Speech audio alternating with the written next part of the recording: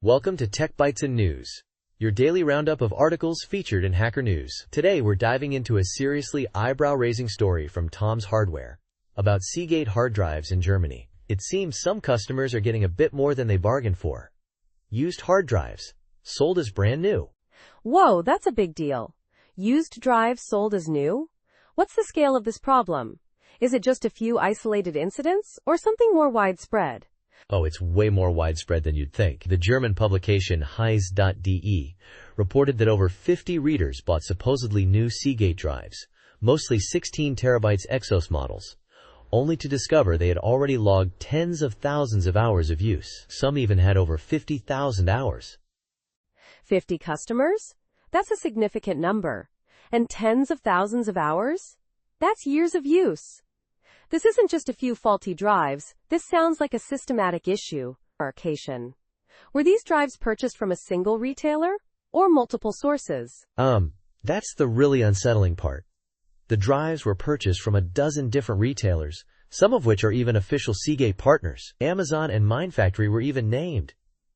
It's not like this is some shady back-alley operation. Incredible. So how did these used drives end up being sold as new? Is there any indication of how this happened? Was it a simple mix-up or something more sinister? Well, Heise.de points out that the smart stats on all the drives had been reset, which is a pretty clear sign of someone trying to cover their tracks. It's not a simple mix-up. Seagate itself stated that the drives were OEM models, meaning they weren't intended for retail sale and didn't come with the standard 5-year warranty. But that doesn't explain how they ended up on shelves as new. Right, the smart data reset is a huge red flag. It suggests deliberate deception. So what's Seagate's response to all this? Have they commented? Not yet. Tom's Hardware reached out for comment but hasn't received a reply. The silence is deafening. It's interesting to note that Seagate does have a refurbished drive program, but that's only in the US. This situation seems to be entirely separate. I see. This whole thing raises serious questions about supply chain management and quality control.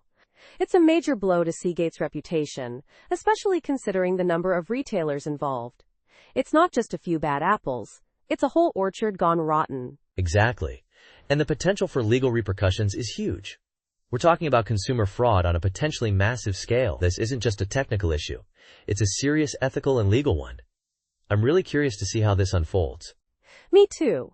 This is a developing story, and we'll be sure to keep our listeners updated as more information comes to light.